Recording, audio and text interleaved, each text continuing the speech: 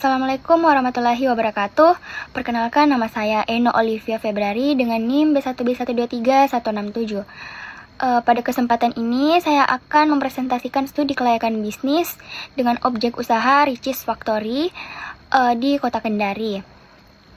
Tidak perlu berlama-lama, langsung saja kita masuk ke slide latar belakang usaha.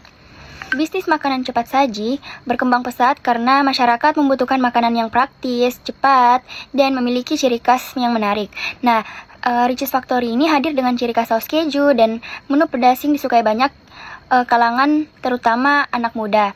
Jadi Kota Kendari ini memiliki potensi pasar yang besar karena aktivitas masyarakatnya yang tinggi di kawasan Mandonga.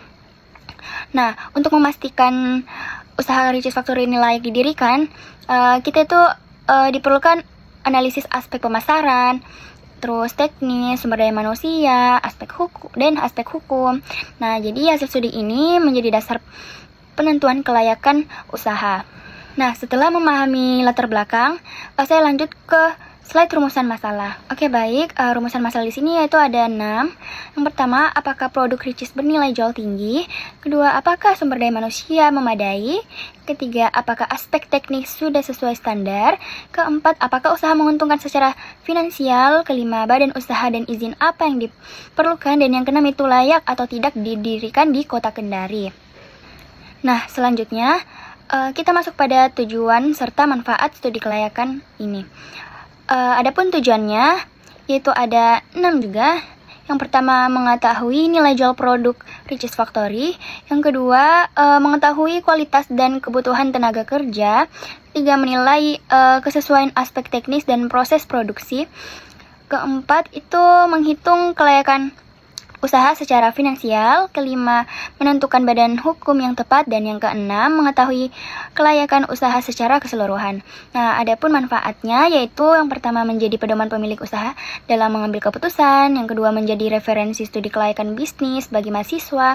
Dan yang ketiga itu memberi gambaran peluang dan tantangan usaha fast food. Dan yang terakhir itu mempermudah perencanaan dan pengelolaan usaha. Oke, berikutnya saya akan menjelaskan metode penelitian yang akan digunakan. Dan penelitian ini menggunakan metode deskriptif dan eksploratif. Terus dengan data sekunder yang diperoleh oleh internet, artikel, dan website resmi. Lalu teknik analisis pada aspek pemasaran yaitu yang pertama ada analisis SWOT. Analisis SWOT ini seperti melihat kekuatan atau kelemahan, peluang, dan ancaman bagi usaha. Terus ada analisis persaingan. Nah, analisis persaingan ini tuh membandingkan usaha dengan kompetitor seperti KFC, McD. Nah, terus ada STP. STP ini segmentasi, targeting, dan positioning. Nah, ini tuh menentukan siapa target pasar dan bagaimana posisi Ricis ini. Terus ada marketing mix 4P. Ini tuh analisis produk, harga, lokasi, dan promosi. Terus ada perkiraan permintaan. Ini tuh melihat potensi jumlah pelanggan berdasarkan data penduduk dan perilaku konsumen. Lalu pada aspek SDM, yang pertama itu ada kebutuhan tenaga kerja. Nah, menentukan berapa orang yang dibutuhkan untuk bekerja di Ricis Factory. Terus ada struktur organisasi. Nah, ini tuh susunan jabatan dan store managers sampai crew. Terus ada kualifikasi SDM. Nah, ini tuh syarat dan kemampuan yang dibutuhkan dalam operasional fast food. Terus ada estimasi gaji. Nah, estimasi gaji itu menyesuaikan dengan standar UMR di Kendari. Nah, lalu aspek teknis, yang pertama itu ada pemilihan lokasi. Nah, ini tuh memilih lokasi berdasarkan keramaian dan aksesibilitas. Terus ada fasilitas pendukung. Nah, fasilitas pendukung ini seperti peralatan dapur, area makan, kasir, dan penyimpanan. Terus ada layout dan kapasitas. Nah, layout dan kapasitas ini seperti aturan ruangan agar operasionalnya lancar. Terus ada standar proses produksi, memastikan makanan dibuat sesuai SOP fast food. Nah, lalu ada aspek hukum. Sini ada perizinan usaha. Nah, perizinan usaha ini tuh izin dasar yang wajib sesuai aturan pemerintah.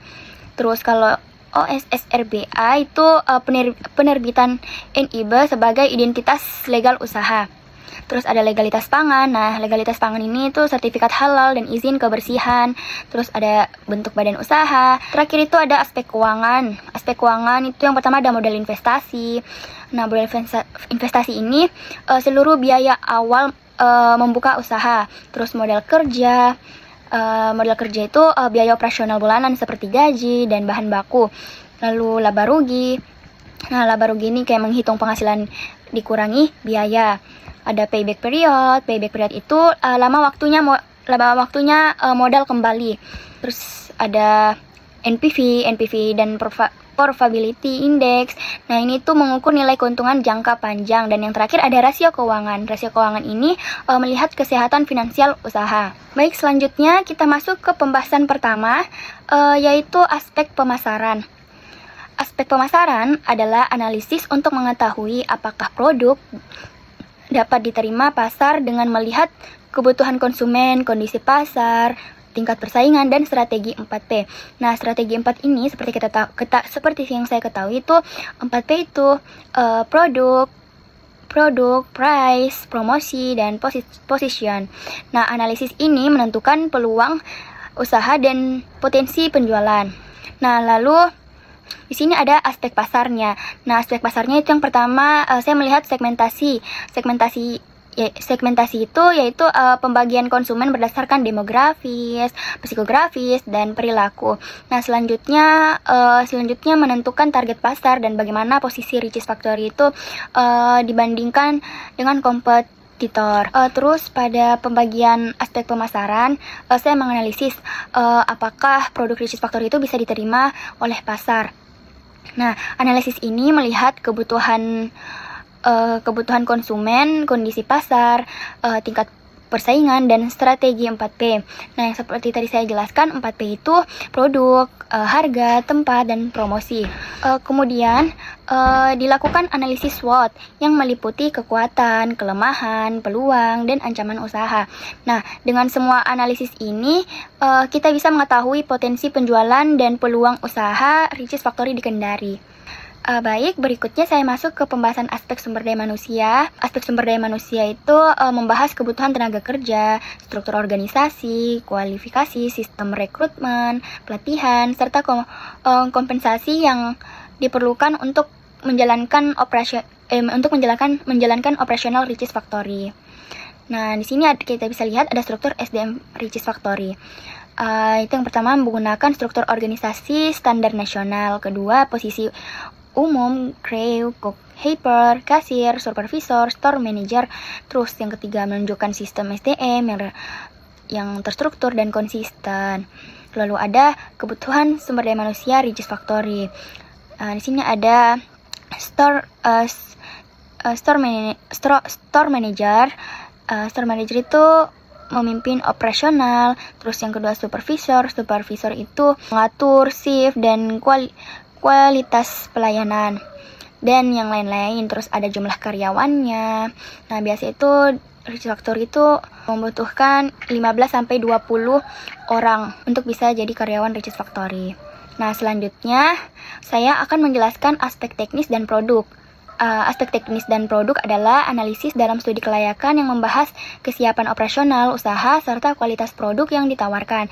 Aspek teknis ini berfokus pada pemilihan lokasi, tata ruang, fasilitas, peralatan, dan proses operasional.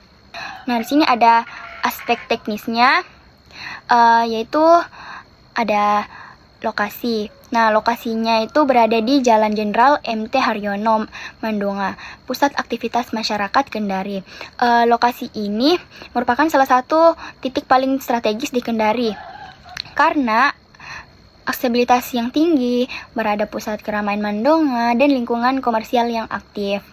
Nah, terus sini ada aspek produknya. Aspek produknya yang pertama fried chicken level 0-5, fried wings, dan fried chicken set, combo fried chicken plus cheese dip. Cheese dip sebagai signature item yang unik. Lalu ada produk tambahannya seperti nasi, kentang, chicken fingers, minuman, dessert, ice cream. ciri khas pada produknya yaitu rasa yang pedas dan gurih disukai anak muda, saus keju premium. Level pedasnya dapat disesuaikan dengan rasa konsisten sesuai standar nasional, cocok untuk dine in dan take away. Oke, kita lanjut ke aspek keuangan. Nah, aspek keuangan yang pertama ini ada modal awal investasi. Modal awal investasinya itu 245 juta. Nah, ini tuh meliputi renovasi lokasi, peralatan dapur, kasir atau pos, meja, kursi, dan perlengkapan operasional. Terus ada biaya operasional bulanannya. Nah, biaya operasional bulanannya itu 30 juta sampai dengan 40 juta. Nah, ini tuh menyangkut gaji karyawan, bahan baku, listrik, air, gas, dan lain-lain. Terus di sini ada pendapatan bulanan. Nah, pendapatan bulanan itu 45 juta sampai 50 juta. Nah, ini berdasarkan estimasi penjualan outlet Richeese. Terus di sini ada laba bersih bulanan. Laba bersih bulanannya itu 4 juta sampai dengan 5 juta. Lalu ada payback period. Payback period ini 5 tahun kembali modal berdasarkan modal 245 juta dan laba bersih bulanan. Terus biaya tidak terduga. Nah, biaya tidak terduga ini 5 sampai 10% dari total biaya operasional. Oke, baik. Berikutnya saya masuk ke aspek hukum. Aspek hukumnya itu terdiri dari bentuk badan usaha, terus NIB, OSSRBA, izin restoran, sertifikat halal, izin kesehatan, izin lingkungan, serta perjanjian franchise. Yang pertama itu bentuk badan usaha Richeese Factory. Beroperasi di Indonesia di bawah PT Richeese Kuliner Indonesia sebagai perusahaan pusat. Artinya seluruh outlet termasuk yang di Kendari mengikuti standar hukum, prosedur dan sistem operasional di perusahaan pusat. Terus NIB OSSRBA. Nah, ini tuh nomor induk berusaha. Nomor induk berusaha ini adalah identitas legal yang wajib dimiliki semua pelaku usaha. Penerbitnya melalui sistem OSSRBA atau online single submission. Nah, NIB juga ini berfungsi sebagai izin dasar untuk memulai kegiatan usaha. Lalu ada izin restoran. Izin restoran yang dikeluarkan pemerintah daerah. Terus izin ini menunjukkan bahwa operasional usaha makanan sudah sesuai aturan daerah. Terus ada sertifikat halal. Nah, karena produk makanan wajib memberikan rasa aman kepada konsumen muslim, Richeese Factory harus memiliki sertifikat halal untuk seluruh bahan dan proses produksinya. Lalu ada izin kesehatan. Nah, izin kesehatan ini surat like Hygiene Sanitasi atau SLHS. Nah, ini dibutuhkan untuk memastikan restoran memenuhi standar kebersihan dapur, penyimpanan bahan makanan, toilet, dan area makan. Nah, ini penting untuk keamanan pangan. Lalu ada izin lingkungan. Nah, dokumen lingkungan seperti SPPL atau UPL diperlukan untuk memastikan usaha tidak menimbulkan pencemaran atau gangguan lingkungan.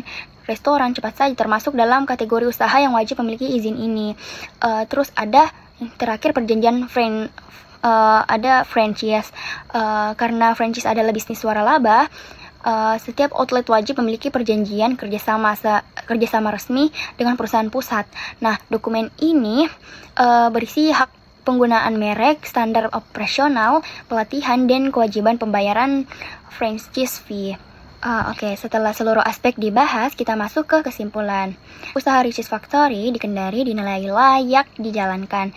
Aspek pemasaran menunjukkan permintaan kuat untuk fast food, aspek teknis mendukung karena lokasi strategis di bagian Mandonga, terus aspek SDM-nya terpenuhi dengan struktur jelas dan sistem rekrutmennya standar nasional, lalu aspek hukumnya dapat dipenuhi dan sesuai ketentuan, terus aspek keuangannya menunjukkan laba stabil dengan periode baik, modal yang wajar.